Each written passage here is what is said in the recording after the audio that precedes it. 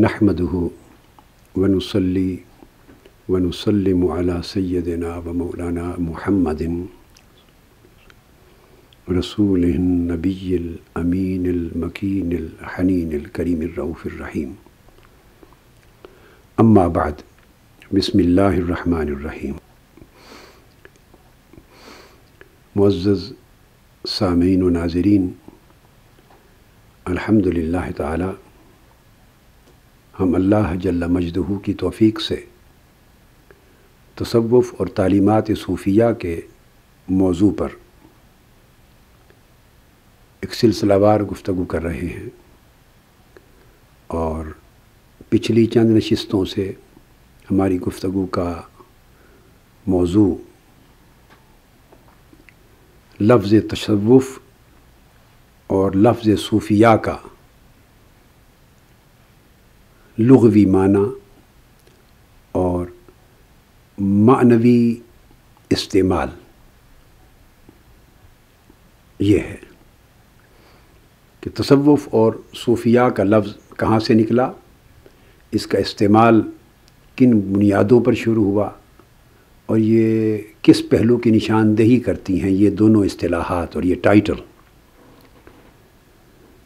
اور ہمارا مطالعہ اس موضوع پر عوارف المعارف امام شہاب الدین عمر السہروردی رحمۃ اللہ تعالی علیہ ان کی کتاب سے چل رہا ہے۔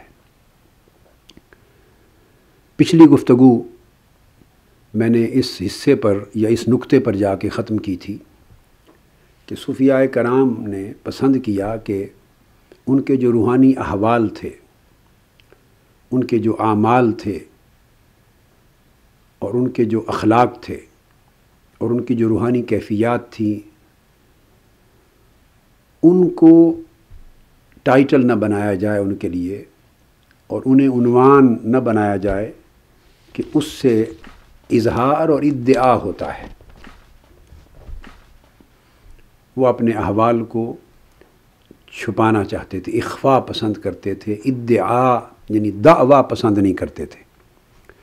اور پھر چونکہ ہمہ وقت وہ اللہ کے حضور قرب کے متلاشی تھے، اور انہیں لمحہ بلمحہ قرب الہی کی نعمتیں ملتی رہتی، اور اللہ تبارک و تعالیٰ کی بارگاہ سے خصوصی نعمتوں کے دروازے ہر لمحہ ان پہ کھلتے رہتے، اور طاعت اور عبادت کے ثمرات اور برکات سے ہر لمحہ وہ بہرہ اندوز ہوتے رہتے، اور وہ یہ اس قلبی روحانی تعلق اور حال کو اپنے اور اپنے اللہ جل مجدہ کے درمیان راز اور سر رکھنا چاہتے تھے۔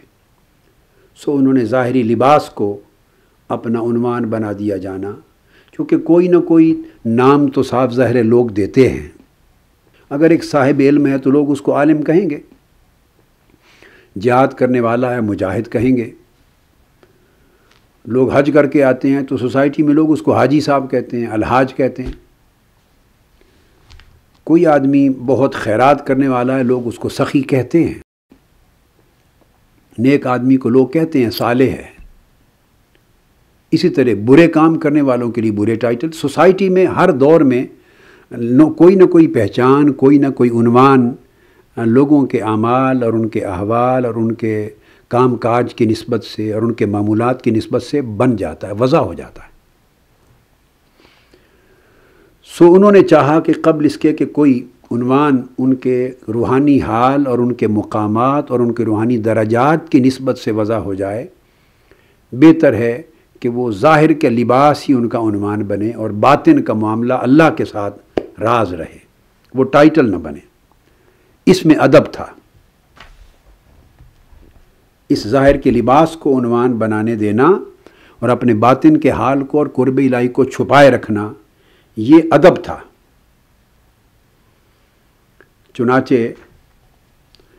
تصوف میں بنیادی چیز ہی ادب ہے، اور ادب میں سب سے بڑی بات اخفاء ہے۔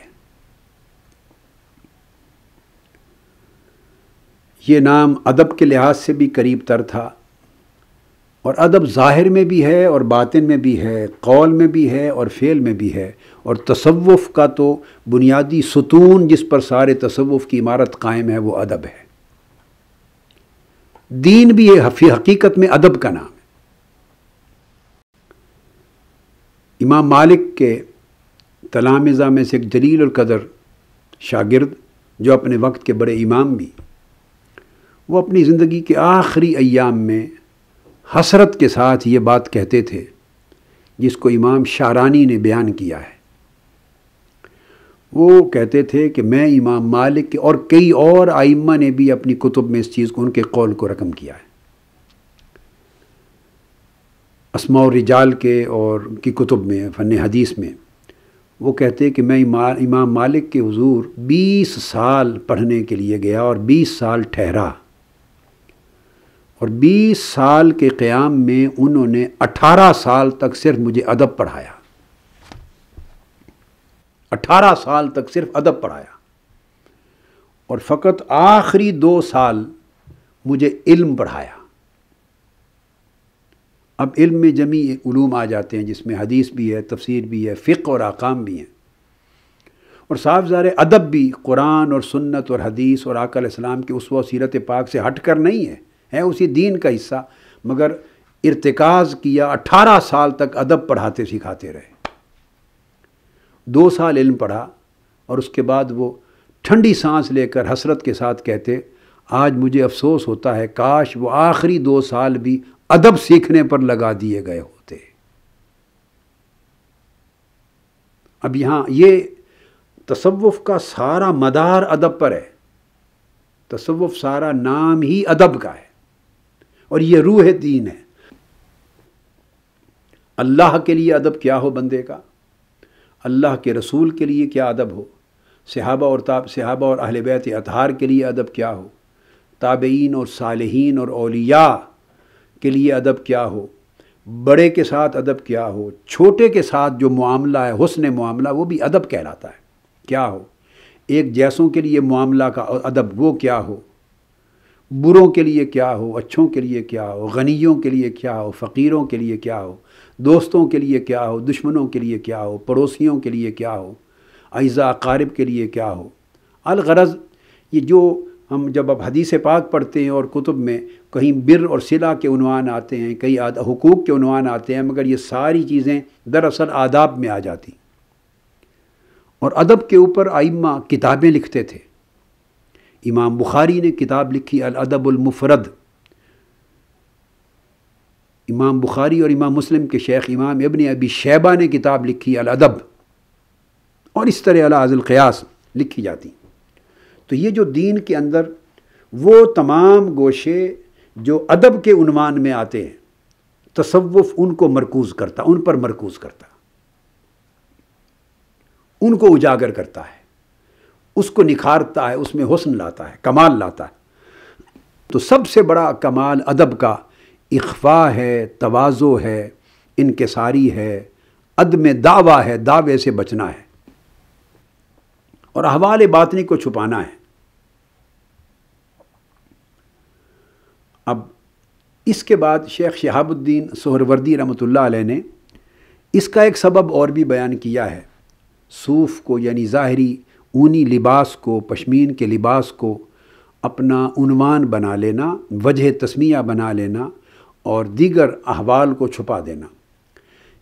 وہ ایک اشارہ اس طرف یہ بھی کرتے ہیں کہ یہ دراصل اس زندگی کے اس دائرے میں یا اس طبقے میں شامل ہونے والے جو مریدین ہوتے ہیں، مبتدی ہوتا ہے، طالب جو ابتدا کرتا ہے اپنے سفر کا اس راہ میں، ادب کی راہ میں، محبت کی راہ میں، اللہ کی الفت کی راہ میں، اس کی طاعت اور عبادت کی راہ میں، زہد، ورع اور تقوی کی راہ میں، اللہ کی محبت اور اس کی قربت کی راہ میں، جو ان میادین میں اپنا سفر جاری کرتا ہے، ان وادیوں میں چلتا ہے۔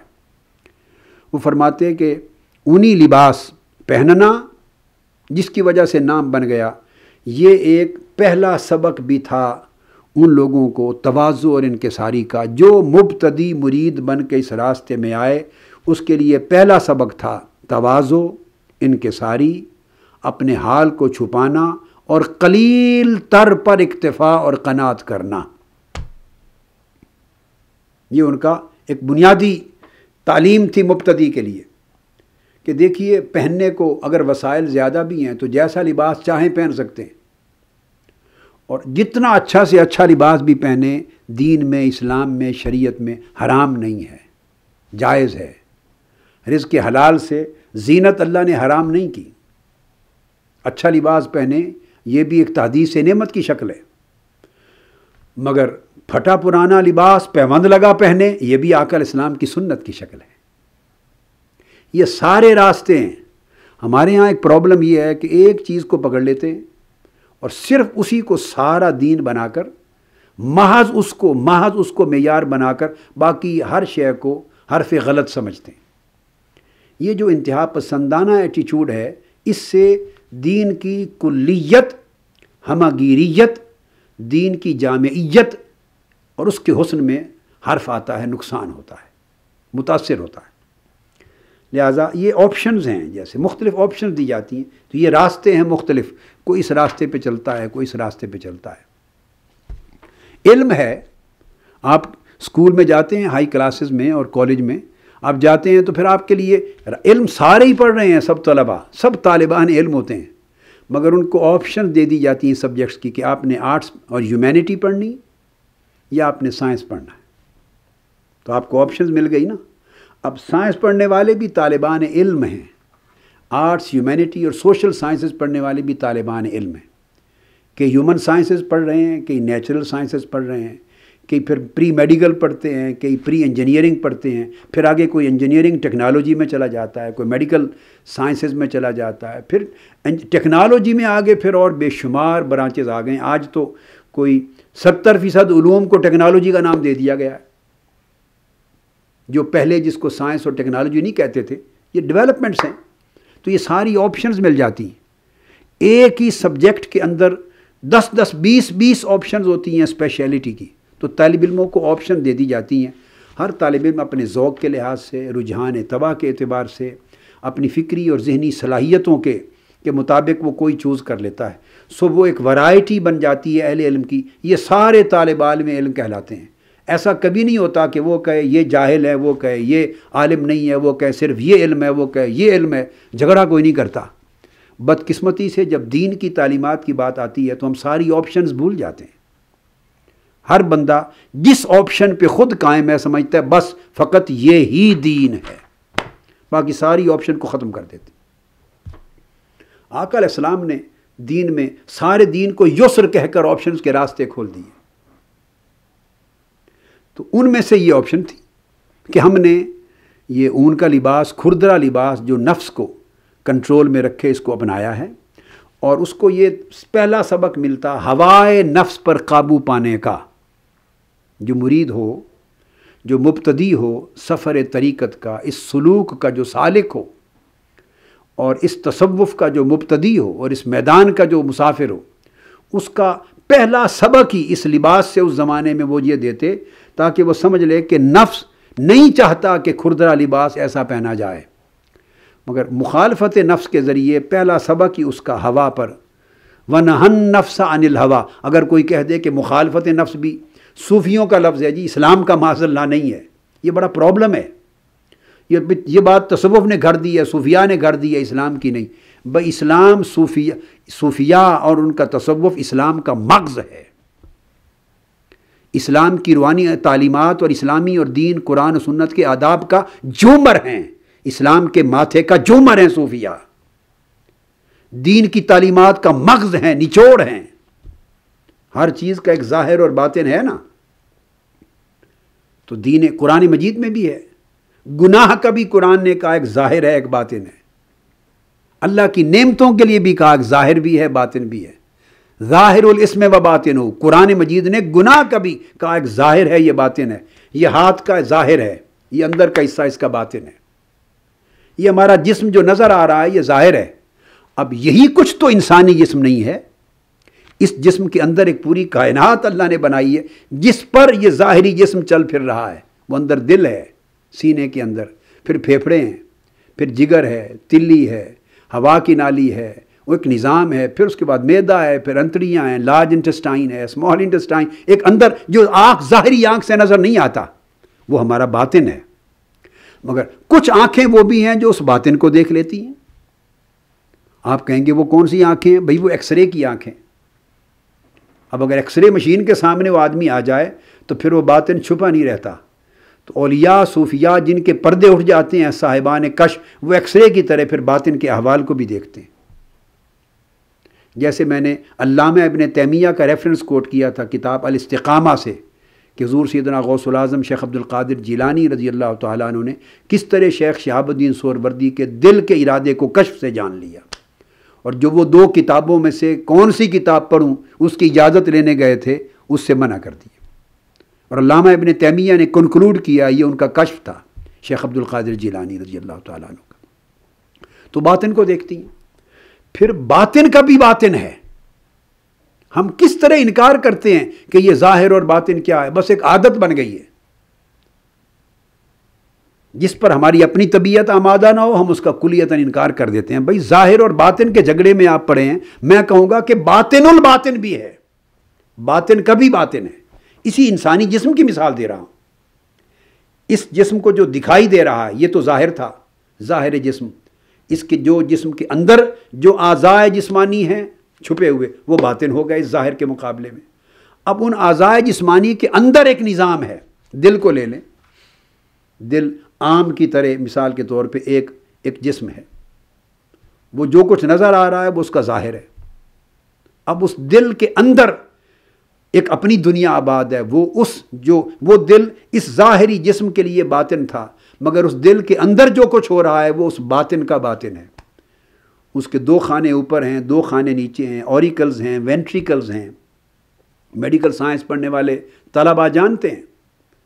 پھر ان کے بعد مسلز ہیں دل کے اندر، پھر ان کا کنٹریکشن ہے، پھر ان کا ایکسپینشن ہے، جس کو میڈیکل سائنس کی زبان میں ایجیکشن اور فریکشن کہتے ہیں، جو پمپنگ کو کرتا ہے بلڈ کی. اندر کے فنکشن ہیں. اب وہ باہر دل کو نظر نہیں آ رہے، اندر کے فنکشن ہو رہے ہیں. خون کس طرح اوریکل سے آتا ہے، وینٹریکل سے آتا ہے. رائٹ اوریکل رائٹ اور لیفٹ اوریکل ہے، رائٹ وینٹریکل لیفٹ وینٹریکل ہے. ان کے اپنے اپنے فنکشنز ہیں. دل کے اندر خون کا آنا، پھر باہر جانا، پھر وہاں سے پھیپھڑوں کی طرف پھیپھڑے نظر آ رہے ہیں، مگر ان کے اندر خون کی صفائی ہو رہی ہے. یہ اندر کا فنکشن، یہ باطن الباطن ہے. پھر صاف خون پورے جسم کو جا رہا ہے، تو شریانوں اور وریدوں میں جو خون گردش کر رہا ہے پھر وہ باطن الباطن ہے. آرٹریز اور وینز، شریانے اور جو وریدیں ہیں وہ نظر آتی ہیں، مگر ان کے اندر خون گردش کر رہا ہے. یہ باطن الباطن ہے. جو باطن کبھی باطن ہو گیا تو اس کا ایک اپنا پروسیس ہے. تو میں اس سے آگے کہوں گا ظاہر تھا، پھر یہ اندر کے اعضاء باطن تھے، پھر باطن کا باطن تھا، اور یہاں ختم نہیں ہوتی، اس باطن کا بھی آگے باطن ہے. اس کو سر کہتے ہیں. میں صرف جسمانی اعضاء کی مثال دے رہا ہوں، کل کائنات کی ہر شے اسی طرح. آپ کہیں گے خون تو سمجھ آ گیا، شریانوں اور وریدوں کے اندر گردش کرنے والا باطن الباطن ہو گیا. اب اس کا آگے باطن کیا ہے؟ اس کے اندر پھر سیلز ہیں. پھر آپ جب ٹیسٹ کرواتے ہیں جا کر تو لیبارٹری بتاتی ہے آپ کو کہ اس باطن کا سر کیا ہے، راز کیا ہے. اس کے اندر ریڈ بلڈ کارپسلز ہیں، اس میں رائٹ بلڈ کارپسلز ہیں، اس کے اندر پلیٹلیٹس ہیں، پھر اس کے اندر آئرن ہے، پھر اس کے اندر پروٹین. پھر آپ پورا کا پورا جب آپ کرتے ہیں تو اس کے اندر بے شمار چیزیں ہیں. کولیسٹرول ہے اس کے اندر، کتنا ہے اس کے اندر. پھر اس لیے آپ کو کہیں آپ مینٹین کرتے ہیں خوراک پہ، اتنی پروٹین چاہیے، اتنے وائٹامنس چاہیے، اتنی آپ کو یہ چاہیے، اتنی کیلریز چاہیے. وہ اس خون کے اندر کی کائنات ہے ایک الگ. وہ پھر آپ فردر اس کی ریسرچ ہوتی. تو اللہ پاک کے بنائے ہوئے اس جسم کے اندر دیکھیے کتنے مدارج ہیں. ظاہر ہے، باطن ہے، باطن الباطن ہے. اس کے بعد پھر آگے سر ہے، اخفا چیزیں. اور پھر اس سے آگے ہے وہ پھر جو سیلز آ جاتے ہیں. جب سیلز تک پہنچ جاتے ہیں تو آج تو پھر سیلز کی آگے مولیکیولر بایولوجی نے اس کو آگے پھر اس کے اسرار کھول دیے جا کر. اور ان میں سے کچھ بھی ننگی آنکھ کو دکھائی نہیں دیتا جب تک مشینیں استعمال نہ ہوں. تو اگر ہم یہی کہیں کہ اب ہم تو دیکھ رہے ہیں کچھ نظر نہیں آ رہا لہٰذا ہم نہیں مانتے، تو پھر تو ساری کائنات کے علوم کی نفی ہو جاتی. بھئی ٹھیک ہے، کچھ چیزیں ننگی آنکھ سے دکھائی دینے والی ہی نہیں ہیں. اب تو چاند نظر نہیں آتا ننگی آنکھ سے، صرف اکیلا پاکستان رہ گیا ہے ننگی آنکھ سے چاند کے دیکھنے کے لیے، باقی ساری دنیا پیچھے ہو گئی. اور وہ ننگی آنکھ بھی کن کی؟ جن کی عمر کم سے کم 70 سال سے اوپر ہو، ان کو کھڑا کر کے چاند دکھاتے ہیں. اس لیے عیدوں پر اتفاق نہیں ہوتا. اور اس پر اعتماد ہمارے ابھی پاکستانیوں کو نہیں ہو رہا کہ اس آنکھ سے بہتر ایک آنکھ سائنس نے ایجاد کر دی ہے. المینکس کی آنکھ ہے، آسٹرونومی نے اور آنکھ ایجاد کر دی ہے. یہ تو خیر ایک الگ بات ہے. تو کیا چیزیں ہیں دوربین سے نظر آتی ہیں، اس آنکھ کو نظر نہیں آتی. اس ہوا کے اندر کتنے پارٹیکلز ہیں، کیا کچھ چل رہا ہے، ہماری آنکھ سے نظر نہیں آتا. اس لائٹ کو دیکھیے، لائٹ میں کتنے پروٹونز ہیں، کتنے باقی چیزیں ہیں، نظر نہیں آتی. روشنی روشنی ہے بس، اس کی آگے تقسیم در تقسیم ہے. سیل کے اندر ہیں پروٹونز ہیں، مائنڈ کے اندر ہیں، کروڑوں اربوں کی تلے بلینز کی تعداد میں اندر سفر کر رہے ہیں، گردش کر رہے ہیں. آنکھیں نہیں دیکھتی، سیلز کے اندر ایک پورا سفر ہے ان کا، ان کے اندر پورا. پھر نیوکلیس کی اپنی اپنی گردش ہے، پھر ایک ایک چیز کا ایک نظام ہے اللہ نے جو بنایا ہے. پھر اس سے آگے آگے چل کے ڈی این اے پھر آ جاتا ہے. پھر D N A genetic science پھر آگے بتاتی ہے کہ اس کے اندر کتنے کروڑوں اربوں معلومات کی پوری قطاریں لکھی ہوئی ہیں. کس آنکھ کو نظر آتا ہے یہ سب کچھ؟ مگر پورا جینیٹک ہسٹری درج ہے، اوصاف درج ہیں، کریکٹرسٹکس درج ہیں، کوالٹیز درج ہیں، رنگ درج ہے، کردار درج ہے، اس کی پوری ہسٹری درج ہے. اتنی تفصیلات ہیں. یہ سب کچھ قیامت کے دن بولیں گے. یہ جو اللہ پاک نے فرمایا نا قرآن مجید میں کہ تمہاری ٹانگیں بولیں گی، تمہاری رانیں بولیں گی، تمہارے جسم کے اعضاء گواہی دیں گے، ہمیں کسی اور گواہی کی ضرورت نہیں ہوگی. وہ ساری جینیٹک سائنس کا ذکر ہو رہا ہے قرآن میں. یہ اعضاء خود بول کے بتائیں گے اس وقت. تو یہ ایک نظام ہے. ہر چیز کا دنیا کے کسی بھی نظام میں چلے جائیں تو آپ کو ظاہر، پھر باطن، پھر باطن الباطن، پھر اس کا سر، پھر خفی، پھر اخفا، مدارج ہیں. تو اس لیے ہر چیز کے اندر اللہ رب العزت نے قاعدے رکھے ہیں. تو اس طرح اعمال میں، احوال میں، پھر احوال میں کیفیات، واردات، مقامات، یہ سارا ایک نظام ہے. جو جو انسان عبادت کرتا ہے، ایک نماز ہے، نماز کا ایک ظاہر ہے جو اس کے تکبیر سے متعلق ہے، اس کے ثنا کرنے سے متعلق ہے، قیام سے متعلق ہے، ہاتھ باندھنے سے متعلق ہے، قرات سے متعلق. ایک ظاہر ہے پہلا جو اس کے ظاہری ارکان ہیں. ان کے اندر ایک باطن ہے جو انسان پڑھتا ہے. وہ باہر والا دور والا نہیں سن رہا، خاموشی سے ثنا کر رہا ہے، قرات کرتا ہے، تسبیحات کرتا ہے. پھر ان کے اندر ایک باطن ہے جو انسان توجہ اللہ کرتا ہے، اپنے آپ کو اللہ کی یاد کرتا ہے. قلب کا جو ذکر ہے وہ ایک ذکر جسمانی تھا، ایک ذکر لسانی تھا، ایک ذکر قلبی تھا. کہ قلب بھی اللہ کا ذاکر ہوتا ہے، جس کو قرآن مجید نے کہا وَلَا تُطِعْ مَنْ أَغْفَلْنَا قَلْبَهُ عَنْ ذِكْرِنَا. اس شخص کے پیچھے نہ چلا کرو جس کے دل کو ہم نے اپنے ذکر سے غافل کر دیا. کئی وہ لوگ ہیں جن کی زبانیں ذکر سے غافل ہیں، اللہ کے ذکر سے، زبان سے اللہ کا ذکر نہیں کرتے. جس کو قرآن مجید نے کہا وَاذْكُرِ اسْمَ رَبِّكَ، اللہ کا نام جپا کرو، اللہ کا نام لو، اس کو یاد کرو. الَّذِينَ يَذْكُرُونَ اللَّهَ قِيَامًا وَقُعُودًا وَعَلَى جُنُوبِهِمْ. جسم کے کھڑے، بیٹھے، لیٹے، پورے جسم کو سراپا اللہ کی ذکر میں محو کر دو. وَيَتَفَكَّرُونَ فِي خَلْقِ السَّمَاوَاتِ وَالْأَرْضِ. تذکر کے بعد یہ ذکر زبان کا تھا، جسم کا تھا، پھر اس کے بعد تفکر کا درجہ آ جاتا ہے. اللہ کی تخلیقات اور اس کی مخلوقات میں اس کی شان کو تلاش کرو. ربنا ما خلقت ھذا باطلا. جب اس کی عالم خلق میں اس کی خلاقیت کی شان میں غور کرو، اندر ڈوب جاؤ، تو پھر تمہارا من بولے گا واہ مولا، کوئی چیز تو نے بے مقصد نہیں بنائی ہے. سنوریہم آیاتنا فی الآفاق وفی انفسہم. ہم تمہیں اپنی نشانیاں، اپنی خلاقیت کی نشانیاں، اپنی ربوبیت کی نشانیاں، اپنی رزاقیت کی نشانیاں، اپنی رحمانیت و رحیمیت کی نشانیاں، اپنی مالکیت کی نشانیاں، اپنی قدرت کی نشانیاں، یہ سب نشانیاں ہم تمہیں ظاہر میں ساری کائنات میں بھی دکھا دیں گے. وفی انفسہم، اور باطن میں تمہارے من اور تمہاری زندگیوں اور تمہاری جسمانی شخصیتوں اور باطنی احوال کے اندر بھی دکھا دیں گے. تو گویا کچھ نشانیاں باہر ہیں، کچھ نشانیاں اندر ہیں. قرآن کہہ رہا ہے وہ ظاہر ہے، یہ باطن ہے. ایک اور مقام پر فرمایا فی انفسکم افلا تبصرون. سب نشانیاں تمہارے اندر ہیں، تم بصیرت کی آنکھ سے کیوں نہیں دیکھتے؟ تو یہ جو نشانیوں کا مشاہدہ، یہ باطنی مشاہدہ ہے. غور فکر ہے، تدبر ہے، تذکر ہے، تدبر ہے، پھر اس کے اندر تعمق ہے، پھر اس کے اندر بصیرت ہے، بصارت کے بعد بصیرت ہے. تو یہ انسان اندر اللہ کی نشانیاں دیکھتا چلا جاتا ہے. اس طرح انسان کا جسم ہے، ایک اور اینگل دیکھیے.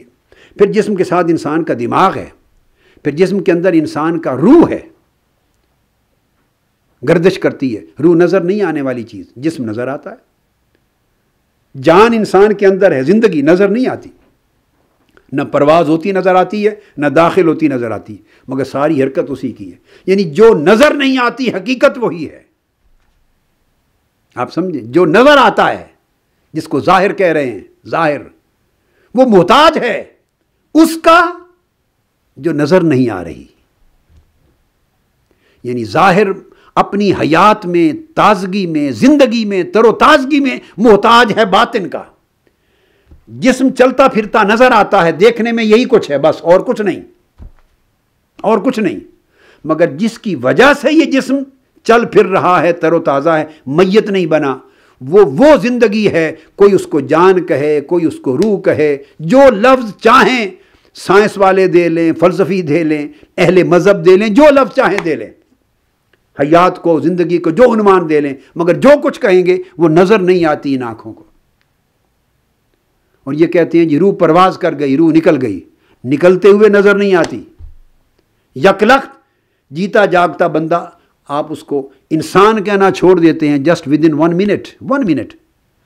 ابھی 1 منٹ پہلے وہ آپ کا والد گرامی تھا، وہ آپ کا بیٹا تھا، وہ انسان تھا، وہ خدا بخش تھا، وہ عبد الرحیم تھا، وہ ظفر ارشد تھا، وہ صوفی عبد الستار تھا، وہ کامران تھا. یہ نام تھے ایک لمحہ پہلے. روح پرواز کر گئی، اب اس کو کوئی نام نہیں دیتا. انسان کا بھی نام کوئی نہیں دیتا. اب کیا کہتے ہیں؟ یہ میت پڑی ہے، نام ہی بدل گیا. کس سے؟ ایک ایسی چیز نکلی جو نظر ہی نہیں آئی کبھی. تو آپ نے دیکھا کہ جو نظر نہیں آتی وہی حقیقت ہے، اسی پر ظاہر کا مدار ہوتا ہے. اور پھر اس کو گھر رکھتا ہی کوئی نہیں. بھئی فرق کیا پڑ گیا؟ وہ جو نظر نہیں آتی تھی وہ نکل گئی، اب اس کو گھر نہیں رکھتے کیونکہ جسم گل سڑ جائے گا، بدبو آئے گی. تو پتہ چلا کہ اس جسم کی سلامتی کی ضامن بھی وہی چیز تھی جو باطن میں تھی.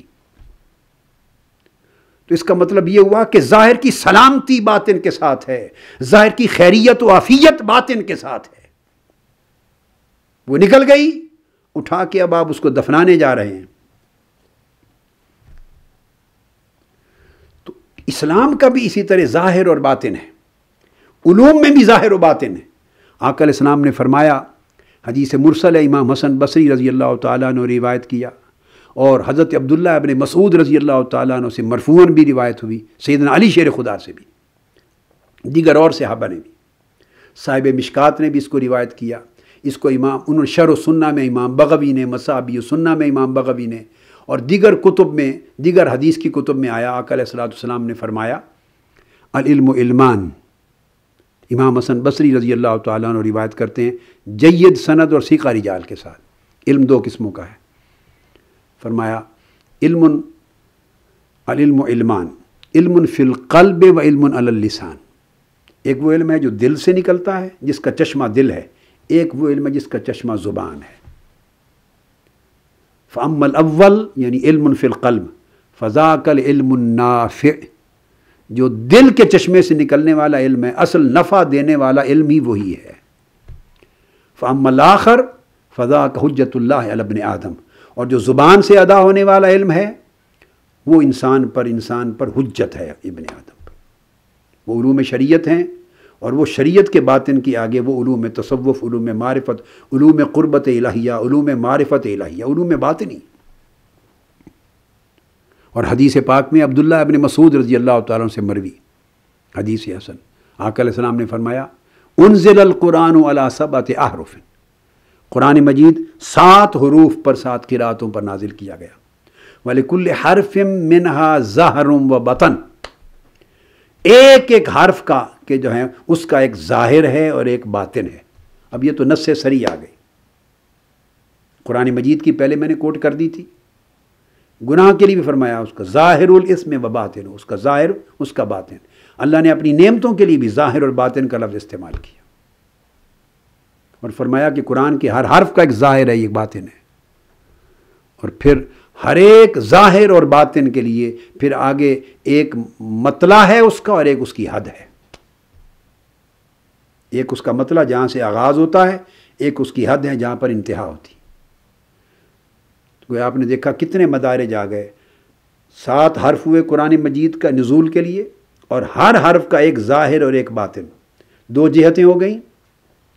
پھر ہر ظاہر کا ایک مطلع اور ایک حد، اور ہر باطن کا ایک مطلع اور ایک حد. تو آپ نے دیکھا کہ مل کے 4 یہ ہو گئے مطالع اور حدوں تک پہنچ کر. تو گویا قرآن مجید کے علم کے اتنے گوشے پیدا ہو گئے، اور یہ سارے علوم اسرار در اسرار ہیں، معارف در مصارف ہیں.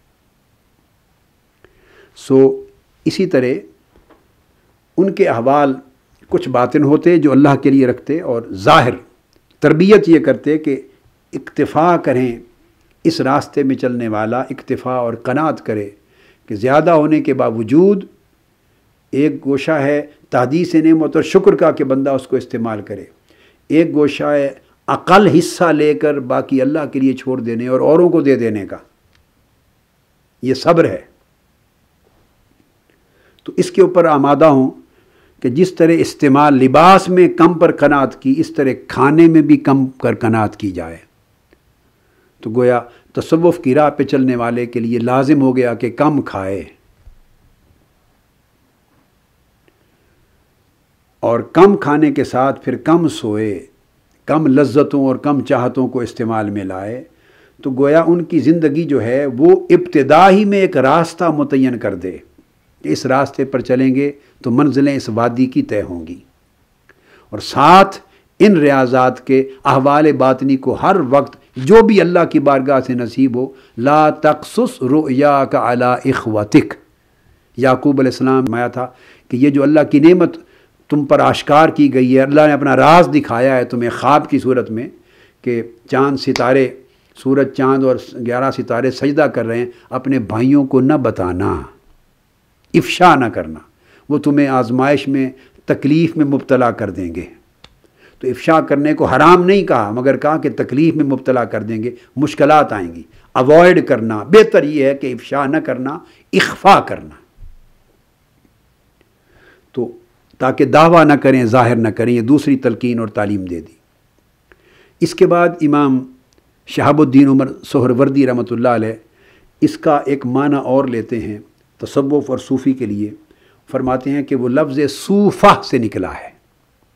عوارف المعارف میں صوفہ، صوف سے الصوفہ، اور صوفہ عربی زبان میں چیتھڑوں کو کہتے ہیں. چیتھڑا یہ ہم اردو پنجابی میں بولتے ہیں جو کپڑے پرانے ہو جائیں، پھٹے پرانے کپڑے جن کو اٹھا کے پھینک دیا جاتا ہے، یا صفائی کے لیے لوگ استعمال کرتے ہیں اور ان کو مزید رغبت نہیں کرتے، ان کی پھینک دیتے ہیں، ان کی طرف دھیان کوئی نہیں کرتا. یہ پھٹے پرانے کپڑے ہوں تو جو پھینکے جانے کے قابل، استعمال نہ کرنے کے قابل، ان کو چیتھڑے کہا جاتا ہے. تو عربی زبان میں ان پھٹے پرانے کپڑوں اور چیتھڑوں کو صوفہ کہتے ہیں. تو ایک وجہ تسمیہ یہ بیان کی گئی کہ انہوں نے اپنے لیے صوفہ سے لفظ صوفی کو پسند کیا کہ جس طرح تمہارے کپڑوں میں کوئی پھٹے پرانے کپڑے چیتھڑے ہوتے ہیں اور تم پھینک دیتے ہو اور وہ تمہاری توجہ اور دھیان کے قابل بھی نہیں ہوتے، لوگوں اسی طرح تمہاری پوری سوسائٹی میں ہم بیکار گناہگار لوگ ہیں، چیتھڑوں کی طرح پھینک دیے جانے کے قابل ہیں، تاکہ ہماری طرف کوئی دھیان نہ کرے، ہمیں کوئی اہمیت نہ دے. یہ ان کے نفس کی تربیت کے لیے ایک سبق تھا کہ اپنے آپ کو سوسائٹی میں اس طرح رکھیں جس طرح گھر کے لباسوں میں چیتھڑے ہوتے ہیں. بہت بڑا سبق ہے ضبط نفس کا اور مخالفت نفس کا. اور مخالفت نفس جو قرآن مجید نے کہا وَنَهَا النَّفْسَ عَنِ الْهَوَىٰ، جس نے اپنے نفس کو ہوا سے روکا، مخالفت کی. إِنَّ النَّفْسَ لَأَمَّارَةٌ بِالسُّوءِ، نفس برائی کی طرف انسان کو لے جاتا ہے، ابتداً رغبت دیتا ہے کسی اچھی ضرورت کے نام پر، زینت کے نام پر، پھر اس میں ڈال کر آگے بڑھاتا چلا جاتا ہے، حدیں توڑواتا چلا جاتا ہے، اور انسان پھر اس لذت کا خوگر ہوتا ہے، نشہ آتا چلا جاتا ہے اس لذت کا، پھر انسان توڑ دیتا ہے حدیں. نفس کی اور شیطان کی یہ عیاری اس طریقے سے انسان کو برخلاتے ہیں. تو جو شروع سے پہلے قدم پر ہی کنٹرول کر کے نہ کر دے وہ صوفی ہوتا ہے. تو اس لیے انہوں نے اپنے آپ کو صوفہ چیتھڑوں کی طرح یعنی یہ اختیار کیا کہ وہ ایک لوگ ان کی طرف دھیان نہ کریں. یہ ایک اور معنی انہوں نے بیان کیا. اور پھر اس کے بعد آگے اسی صوف کی ایک اور حدیث لائے ہیں حضرت شیخ سہروردی رحمۃ اللہ علیہ، اور وہ بیان کرتے ہیں کہ امام ابو زرع طاہر المقدسی کے طریق سے انہوں نے حضرت عبدالرزاق بن عبد الکریم کے طریق سے، ابو الحسن محمد بن محمد کے طریق سے، وہ ابو علی اسماعیل بن محمد الغرض پوری کامل سند کے ساتھ بیان کر کے حضرت عبداللہ ابن مسعود رضی اللہ تعالیٰ عنہ ان کی روایت لے آئے ہیں۔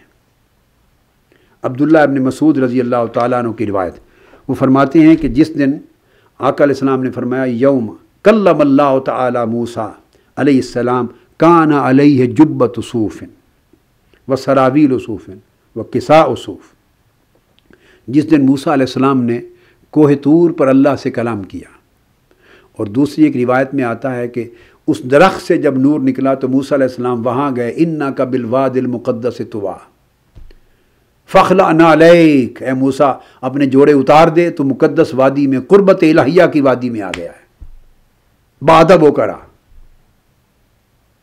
تو اس مقام پر بعضوں نے کہا، اور بعضوں نے اس سے مراد کوہ طور کہا، کہ جس دن اللہ رب العزت نے موسیٰ علیہ السلام سے کلام کیا تو اس کلام کے وقت آپ کا پورا لباس اون کا تھا، صوف کا تھا، موسیٰ علیہ السلام کا جبہ بھی صوف کا تھا، موسیٰ علیہ السلام کا تہبند بھی صوف کا تھا، سراویل پاجامہ یا شلوار نما کوئی چیز تھی، لباس اور ابا چادر بھی صوف کی تھی، قمیض بھی صوف کا تھا، تو اونی لباس پورا کا پورا تھا جس میں موسیٰ علیہ السلام ملبوس تھے۔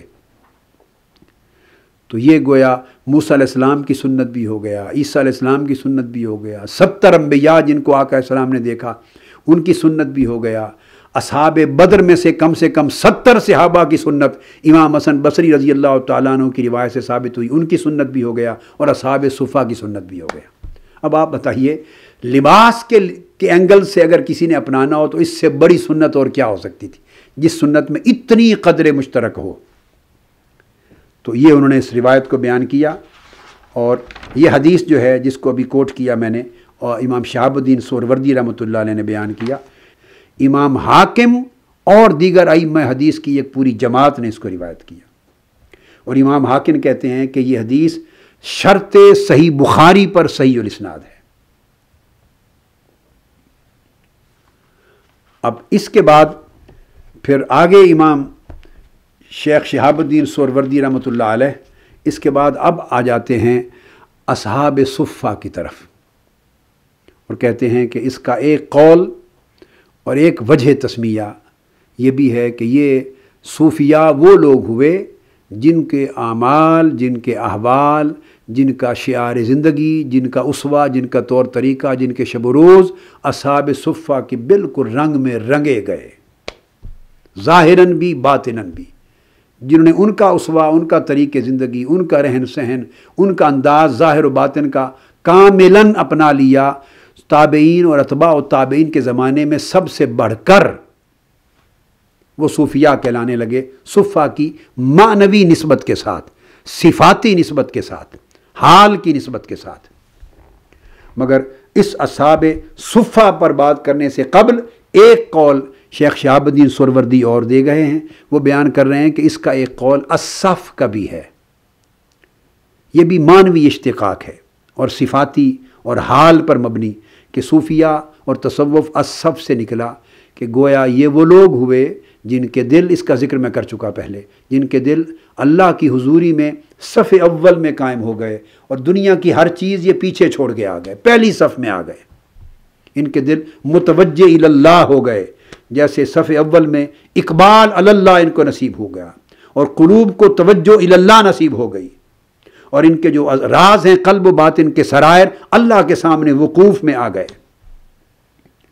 اب وہ کہتے ہیں کہ صف سے پھر یہ صفوی لفظ ہونا چاہیے تھا، جو لوگ صف اول میں آ گئے تو وہ اس سے اگر کوئی نام بنتا تو صفوی بننا چاہیے تھا، تو صفوی لفظ چونکہ اس میں ثقل ہے، آپ دیکھیں نا صفوی پڑھنے میں مشکل آ رہی ہے، تو اہل عرب کا طریقہ تھا کہ کسی ایک لفظ میں اگر ثقل اور کوئی بھاری پن ہوتا تو فا پہلے ہے، فے واو بعد میں ہے، صفوی میں، تو اہل عرب کے ہاں یہ طریقہ تھا، اور ائمہ لغت بیان کرتے ہیں کہ کبھی ثقل اور بوجھل پن کو دور کرنے کے لیے فے پہلے آیا واو بعد میں، تو اس کی بجائے وہ کیا کرتے، واو کو پہلے کر دیتے، فا سے واو پہلے آ جاتا تو صفوی کی بجائے صوفی ہو گیا۔ صوفی کے لفظ میں روانی ہے۔ تو لسانی ثقل دور کرنے کے لیے اور لفظی بوجھل پن دور کرنے کے لیے صف اول میں اللہ کے حضور دل رکھنے والے جو صفویین تھے، وہ انہوں نے واو کو تقدیم کر دی جب فا پر، تو وہ صوفی ہو گئے اور صوفیاء کہلانے لگے۔ اس کے بعد صفہ کی وجہ تسمیہ کی طرف آئے ہیں، اور صفہ اصحاب صفہ جن کے اوپر بات میں اب کروں گا، وہ طبقہ جن کے اوپر ہم نے کچھ گفتگو کر لی باری باری مختلف مواقع پر، مگر یہ ایک جماعت تھی جس کو اللہ رب العزت نے قرآن مجید میں بیان کیا اہتمام کے ساتھ۔ سورہ بقرہ کی آیت نمبر 273 میں ان کا ذکر آیا۔ دیکھیے نا، جیسے مہاجرین اور انصار کے دو طبقات کا ذکر آیا ہے تمام صحابہ کرام میں، ان کے اندر مہاجرین و انصار میں سے پھر ایک خاص جماعت کا ذکر آیا جن کو قرآن فقراء کہتا ہے۔ اعوذ باللہ من الشیطان الرجیم، ارشاد فرمایا للفقراء الذین احصروا فی سبیل اللہ لا یستطیعون ضربا فی الارض۔ ترغیب دی گئی کہ لوگ جب تم اللہ کی راہ میں دینے جاؤ تو باہر جانے سے پہلے سب سے زیادہ حقدار یہ فقراء ہیں جو اللہ کی راہ میں جنہوں نے اپنے آپ کو قیدی بنا دیا ہے۔ احصروا فی سبیل اللہ۔ اب ایک بات بڑی امپورٹنٹ ہے، احصروا فی سبیل اللہ کے لفظ پہ جب غور کرتے ہیں تو الفقراء کا جو عام معنی فقیر، غریب اور محتاج کا لیا جاتا ہے، اس سے امتیاز پیدا ہو جاتا ہے۔ ایک غریب، فقیر اور محتاج ہے جس کو فقیر کہتے ہیں، فقراء، جو زکوٰۃ کے مصارف میں بھی ان کا ذکر آ گیا اور غریبوں کے لیے بھی ذکر آ گیا، فقیروں کے لیے، اور غنی کے مد مقابل یہ لفظ ہے۔ پھر اب جب احصروا فی سبیل اللہ کا لفظ آیا تو اس میں پھر ایک امتیاز آ گیا، ان فقراء سے یہ ممیز ہو گئے، ان کا جداگانہ مقام ہو گیا کہ کون سے فقراء؟ الذین احصروا فی سبیل اللہ، جو اللہ کی راہ میں، اللہ کی رضا کی راہ میں، اللہ کی عبادت کی راہ میں، اللہ کی طاعت کی راہ میں، اللہ کے قرب طلبی کی راہ میں، اس کی رضا جوئی کی راہ میں، عبادت گزاری کی راہ میں، آقا علیہ السلام کی قربت اور تربیت کی طلب کی راہ میں، ہمہ وقت قرآن کو یاد کرنے اور حدیث نبوی کا سماع کر کے اس کے علم دین کے سیکھنے کی راہ میں، اور دین کو شب و روز پریکٹس کرنے کی راہ میں، اور نفس کے تزکیہ اور نفس کے تجلیہ کی راہ میں، تو اللہ کی راہ میں جو قیدی بنا دیے گئے ہیں۔ اب ان کو کسی نے زنجیر نہیں پہنا دی تھی، یہ والنٹیئرز تھے، یہ محتاج اس وجہ سے نہیں ہوئے تھے معاذ اللہ کے معذور تھے۔ اگلی دوسری شرط ہے لا یستطیعون ضربا فی الارض، اور روزگار کمانے کے لیے دنیا میں جا کے کہ بہت زیادہ وقت معاش کمانے پر کریں، جس طرح باقی صحابہ کئی تجارت کرتے تھے، کئی زراعت کرتے تھے۔ جو مہاجرین آئے تھے صحابہ کرام، ان میں سے بیشتر صحابہ کا جو پیشہ تھا وہ تجارت تھا۔ جو انصار مدینہ تھے صحابہ کرام، ان میں سے بیشتر کا زراعت تھا۔ تو الغرض اپنے اپنے کاروبار اور طلب معاش میں جو تم مصروف ہوتے ہو اور کماتے ہو، تم میں کوئی غنی بھی ہو جاتا ہے۔ پھر کئی ایسے ہیں جن کے پاس سینکڑوں وہ نوکروں کو، غلاموں کو، ان کو پالتے ہیں اور ان کو غریبوں کی مدد کرتے ہیں۔ پھر کئی ایسے بھی ہیں جو لاکھوں کی خیرات کرتے ہیں، کماتے ہیں، خیرات کرتے ہیں۔ تو ایک وہ ہیں کہ جو طلب معاش اور کسب معاش کی استطاعت نہیں رکھتے، یعنی جا کر کمانے کی طاقت نہیں رکھتے۔ یہاں سوال پیدا ہوتا ہے، کیا کوئی جسمانی عذر تھا انہیں؟ کیا یہ اصحاب صفہ معذور تھے معاذ اللہ؟ نہیں۔ تو استطاعت کس چیز کی نہیں ہے؟ نہ معذور ہیں، نہ مجبور ہیں، نہ بیمار ہیں، صحت مند ہیں، کیوں نہیں جا کے کما سکتے؟ اس لیے نہیں کما سکتے، عقل وقت دیتے ہیں، لکڑیاں چن کے اس سے آگ بنا لی اور اپنا کچھ پکا لیا، تھوڑا بڑا قلیل وقت دیتے ہیں، زیادہ نہیں کما سکتے۔ کیوں؟ پیچھے اس کا سبب بیان کیا، علت احصروا فی سبیل اللہ، انہوں نے خود کو اللہ کا قیدی بنا لیا ہے، اپنی زندگی وقف بندگی کر لی ہے، وقف عبادت کر لی ہے۔ تو فرمایا یہ وقف عبادت اپنے آپ کو کر لینے والے جو استطاعت کسب معاش سے انہوں نے والنٹیرلی اپنی خوشی سے ترجیحاً اس پہ کم وقت کر دیا ہے، لہٰذا وہ فقراء کی جماعت تمہاری خیرات کی اور تمہارے مالی تعاون کی زیادہ حقدار ہے۔ اب یہ آپ نے دیکھ لیا کہ ان کو جماعت بھی کہا، فقراء کا درجہ بھی دیا، اور لا یستطیعون ضربا فی الارض قرآن مجید نے یہ ان کی تعریف میں کہا۔ تو اب کوئی بعض صوفیات جنہوں نے کثرت کے ساتھ زندگی عبادت میں اور زہد میں اور ورع میں گزاری، کوئی اس کو رہبانیت کا تانا دے اگر تصوف کے طرز زندگی کو، تو یہ تانا صوفیاء کو نہیں ہوگا، یہ قرآن مجید کو ہوگا، کلام الہی کو تانا ہوگا۔ یہ تو قرآن مجید نے بطرز تعریف بیان کیا ہے، مدح کے مقام پر بیان کیا ہے، ان کی مدح کی ہے کہ وہ معاش کسب معاش کے قابل نہیں رہے، کسی ظاہری معذوری کی وجہ سے نہیں، باطنی قید ہو جانے کی وجہ سے کہ رب کی محبت میں قیدی ہو گئے، اللہ کی محبت کے قیدی ہیں، دل نہیں لگتا دنیا کے شغل میں ان کا، ہر وقت یار کے در پہ بیٹھے رہتے ہیں، حضور کے دروازے کو تکتے رہتے ہیں، پردے کو، کہ کبھی حضور نکلیں اور مکھڑا تک لیں، ایک لمحہ جانے نہیں دیتے۔ اس لیے سیدنا ابو ہریرہ رضی اللہ تعالیٰ عنہ جو اصحاب صفہ میں سے تھے، حدیث صحیح ہے، صحیح بخاری میں، مسلم میں، سیاستہ میں، جگہ جگہ یہ حدیث ہر امام نے اپنی سند کے ساتھ روایت کی۔ ابو ہریرہ رضی اللہ تعالیٰ عنہ فرماتے ہیں کہ حضرت عبداللہ بن عمرو بن العاص کے پاس بہت زیادہ احادیث تھیں، وہ لکھتے تھے، لیکن آپ فرماتے ہیں کہ سیدنا ابو ہریرہ رضی اللہ تعالیٰ عنہ کے پاس سب سے زیادہ احادیث تھیں، اور آپ نے 5,500 احادیث روایت کی۔ پوچھا گیا آپ سے کیوں؟ یہ صحیحین میں اور سیاستہ میں ارشاد فرمایا کہ اتنی زیادہ احادیث آپ کے پاس کیوں ہیں، حالانکہ ان سے بہت پہلے قبول کرنے والے، اسلام قبول کرنے والے صحابہ موجود تھے جو مکی دور سے تھے، انہوں نے تو مدنی دور کے نصف حصے کے بعد میں قبول اسلام کیا، مگر کیوں آپ کے پاس احادیث کی تعداد سب سے زیادہ؟ وہ فرماتے ہیں کہ صحابہ کرام اکثر اپنا کسب معاش بھی کرتے، کوئی زراعت کو چلا جاتا، کوئی بازار چلا جاتا، اور سارا دن آقا علیہ السلام کی مجلس میں ہم بیٹھتے، تو ہم تو چونکہ نکلتے ہی نہیں تھے در رسول کی اس چار دیواری سے باہر، صفہ اس خانقاہ سے باہر، سو سارا دن آقا علیہ السلام کی حدیث کو سنتے اور یاد کرتے، ہمیں مہلت مل جاتی۔ یہ اصحاب صفہ، یہ کبھی تو بیک وقت آقا علیہ السلام کی بارگاہ میں 10 20 30 یا 40 بیٹھے رہے، کبھی 70 اور 100 کے قریب بیٹھے رہے، اور ان کی تعداد 400 تک بھی گئی۔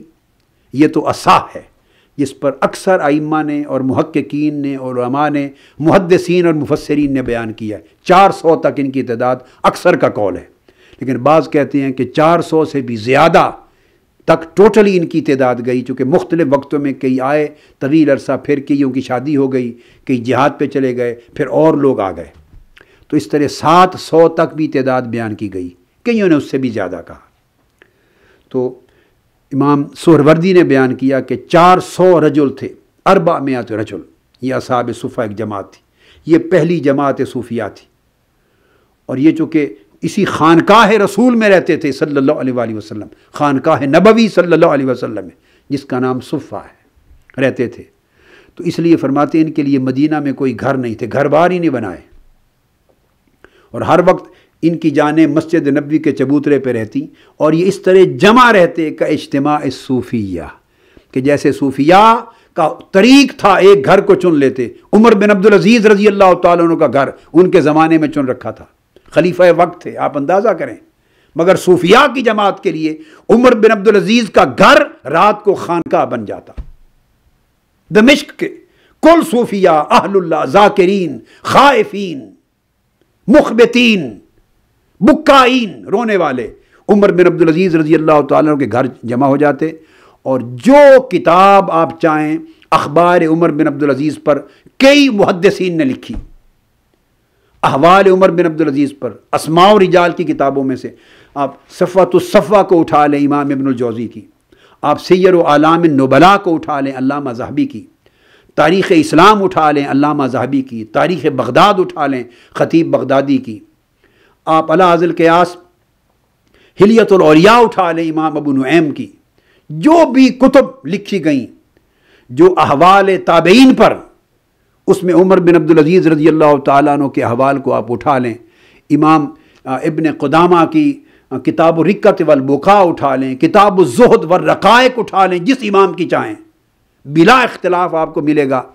کہ اہل خوف، اہل خشیت، اہل خشوع و خضوع، اہل محبت، اہل ذکر، یہ صوفیاء کی جماعت تھی گرو۔ یہ رات ہوتی تو خلیفہ وقت حضرت عمر بن عبدالعزیز کے گھر جمع ہو جاتے اور نماز عشاء کے بعد سے لے کر فجر تک ساری رات اس طرح آخرت اور اللہ کی یاد میں روتے کہ ساری رات گھر ماتم بنا رہتا، جیسے میت ہو گیا ہے اس گھر میں۔ ہر رات روتے، ہر رات روتے۔ پھر قرآن کی آیتیں پڑھی جاتی، ان میں رقت اور بکا ہوتی۔ عمر بن عبدالعزیز رضی اللہ تعالیٰ عنہ پر وجد طاری ہو جاتا، تڑپنے لگ جاتے، غشی کھا کے گر جاتے۔ کئی بار ان کی ہمشیرہ، ان کی اہلیہ، گھر والے پانی پھینک پھینک کر ان کو ہوش میں لاتے، اور وہ پھر قیامت کے دن کی آیتیں پڑھ کے پھر اچھلتے، پھر وجد میں غشی کھا جاتے۔ اس طرح صوفیاء کا طریقہ تھا، ذکر الہی کے لیے جمع ہوتے۔ قرآن جس طرح حدیث پاک میں آقا علیہ السلام نے جا بجا بیان کیا کہ ان للہ ملائکۃ یلتمسون فی الطرق، اللہ پاک کے ایسے بے شمار ملائکہ ہیں اور وہ راستوں میں گھومتے رہتے ہیں اور تلاش کرتے ہیں، یلتمسون اہل الذکر وفی روایت یلتمسون مجالس الذکر، اور وہ اہل ذکر کے اجتماع کو تلاش کرتے رہتے ہیں کہ کون سا گھر، مسجد یا جگہ ایسی ہے جہاں اہل ذکر جمع ہیں۔ تو اہل ذکر کون تھے جو جمع ہوتے تھے، جن کا ذکر حدیث پاک میں آیا ہے، ان کے اجتماع ہوتے تھے۔ اور جب کسی مجالس ذکر کو تلاش کرتے ہیں اور جب اہل ذکر کی مجلس مل جاتی ہے، اہل ذکر کا اجتماع اور حلقہ کہیں مل جاتا ہے، تو ملائکہ آ کے اس میں بیٹھتے ہیں، اور باقی ملائکہ جو دوسری گلیوں اور علاقوں میں تلاش میں پھر رہے ہوتے ہیں انہیں آواز دیتے ہیں کہ آؤ، ہمارا مطلوب ہمیں مل گیا۔ پھر اہل ذکر کی مجلس میں ملائکہ بیٹھ جاتے ہیں، پر اتنی کثیر تعداد میں جمع ہو جاتے ہیں کہ زمین سے لے کے آسمان دنیا تک پوری فضا ملائکہ کے ساتھ مملو لبریز ہو جاتی۔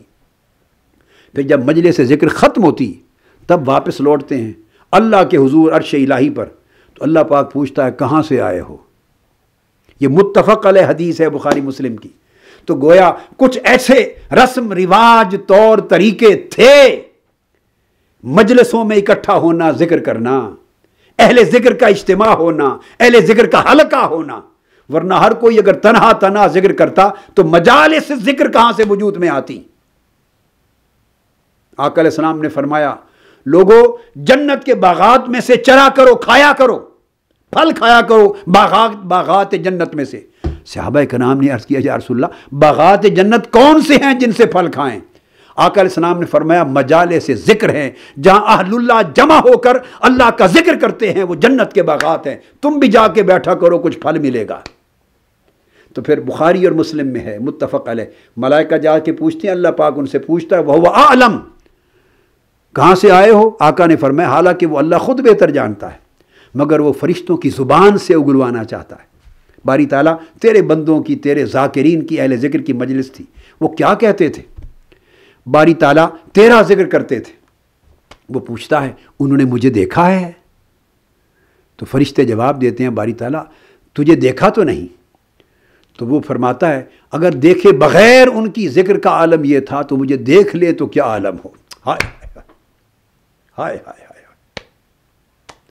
باری تعالیٰ تیری آخرت میں جنت کی طلب، تیری قربت کی طلب تھی، اور دوزخ سے پناہ مانگتے تھے۔ انہوں نے دوزخ و جنت کو دیکھا ہے؟ باری تعالیٰ نہیں دیکھا۔ اگر دیکھے بغیر ان کے تڑپنے اور یاد کی شدت کا عالم یہ تھا تو دیکھ لیں تو پھر حال کیا ہو۔ یہ اللہ تعالیٰ مذاکرہ فرماتا ہے فرشتوں سے۔ جب گفتگو ختم ہوتی تو اینڈ پہ فرماتا ہے فرشتوں گواہ ہو جاؤ، میں نے ان کو اور ان کے ساتھ جو شخص بھی ان کی مجلس میں تھا سب کو بخش دیا، سب کو بخش دیا۔ آپ اٹھائیے بخاری شریف کتاب التوحید، کتاب الذکر، تمام بخاری، صحیح مسلم، ابو داؤد، ترمذی، نسائی، ابن ماجہ، ہر صحاح ستہ کی ہر کتاب اٹھائیے، پوری جماعت اصحاب صحاح نے اس کو روایت کیا ہے۔ تو اللہ پاک فرماتا ہے میں نے سب کو بخش دیا، گواہ ہو جاؤ۔ پھر ایک فرشتہ اٹھتا ہے، عرض کرتے یا رسول اللہ ان فیہم خطاء وجاء فی حاجۃ، باری تعالیٰ ان میں ایک گناہگار شخص بھی تھا اور وہ اہل ذکر میں سے نہیں تھا، نہ ہی ذکر کی نیت سے آیا تھا، وہ اپنے کسی کام سے آیا تھا، معلوم نہیں کوئی ادھار ہوگا اس کا، تو بندے کو تلاش کرتا کرتا وہاں آ گیا۔ کسی کام جا رہا تھا تو اہل ذکر کی مجلس دیکھی تو بیٹھ گیا، چلو میں بھی تھوڑی دیر دیکھوں کیا کرتے ہیں۔ جا فی حاجت، اپنے کسی کام اور غرض کے لیے آیا تھا، اور تھا بھی عبد خطاء، تھا بھی یہ گناہگار خطا کار بندہ، تو باری تعالیٰ کیا اس کو بھی بخش دیا؟ تو اللہ رب العزت فرماتے ہیں، متفق علیہ حدیث نبوی، فرماتے ہیں ہاں اس کو بھی بخش دیا، اس لیے کہ ہم القوم لا یشقا بہم جلیسہم، مجھے اپنی عزت کی قسم یہ وہ قوم ہے، وہ طبقہ ہے، وہ جماعت ہے، وہ گروہ ہے کہ جو ان کی مجلس میں بیٹھ جائے وہ بھی محروم نہیں جاتا، خطا کار بھی ہے تو خوش بخت ہو کے جاتا ہے، حال بدل کے جاتا ہے۔ تو یہ جو لفظ ہیں ہم القوم، وہ ایک گروہ ہے، تو ایک گروہ ہے نا، ایک جماعت ہے نا، ایک طبقہ ہے نا، اور یہ طبقہ صحابہ کرام کے وقت سے لے کر قیامت تک رہے گا۔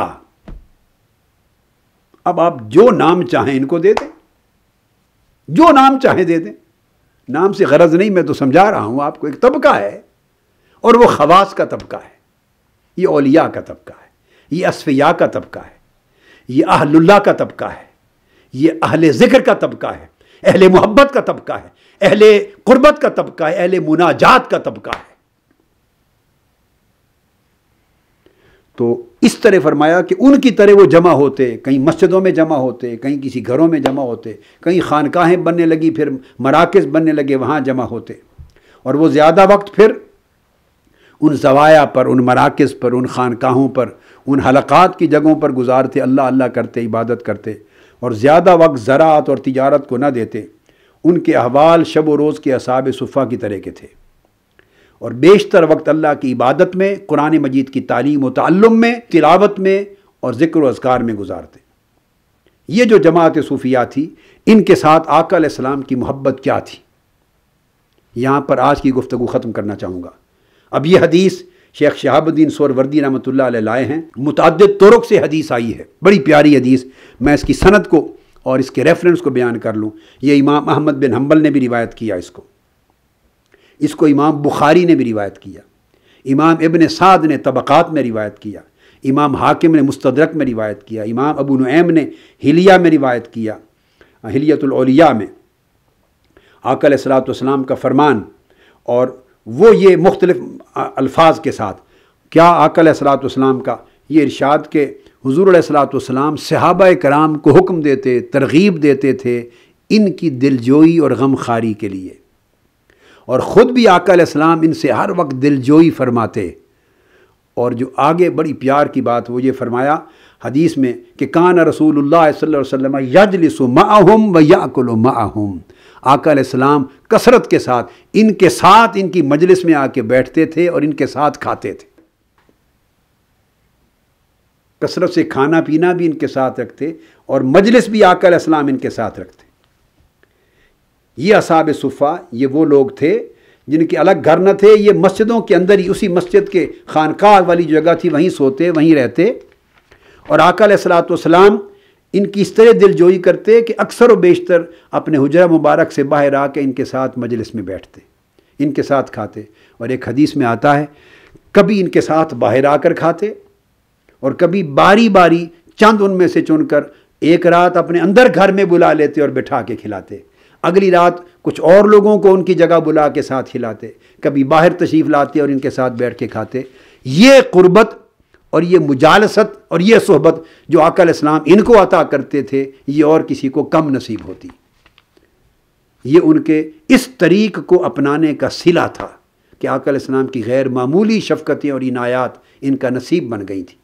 تو جو لوگ تابعین، جب آقا علیہ السلام کی ظاہری صحبت تو نہ رہی، صحابہ کرام کا دور گزرا، تو تابعین، اتباع و تابعین کے مقدس دور جب آئے، تو جن لوگوں نے اصحاب صفہ کی اسی طریق اور سنت کو جاری رکھا، سینکڑوں ہزاروں کی تعداد میں، کوئی شام میں تھا، کوئی دمشق میں تھا، کوئی بصرہ میں تھا، کوئی کوفہ میں تھا، کوئی مکہ، میں کوٹ کروں گا، اہل مکہ، اہل مدینہ میں بھی کوٹ کروں گا، تو کوئی مصر میں، جہاں جہاں کے رہنے والے تھے تابعین، جنہوں نے منوان اس طریقے زندگی کو، اس شب و روز کے رنگ کو اپنائے رکھا، ان کو اکابر تابعین نے اور اتباع التابعین نے صفہ کی نسبت سے، ان کے حال کی مشابہت سے ان کو صوفیہ کا نام دیا، اور وہ عنوان بنا اسلام کی تاریخ میں زہد اور عبادت رکھنے والے مقدس طبقات کا۔ آج کی گفتگو یہاں پہ ختم کرتے ہیں، اور اسی مضمون کا اگلا حصہ جو انشاءاللہ جاری ہے وہ اگلی نشست میں شروع کریں گے۔ وما علینا الا البلاغ۔ شیخ الاسلام ڈاکٹر محمد طاہر القادری کے آفیشیل یوٹیوب چینل کو سبسکرائب کریں اور بیل آئیکن کلک کریں۔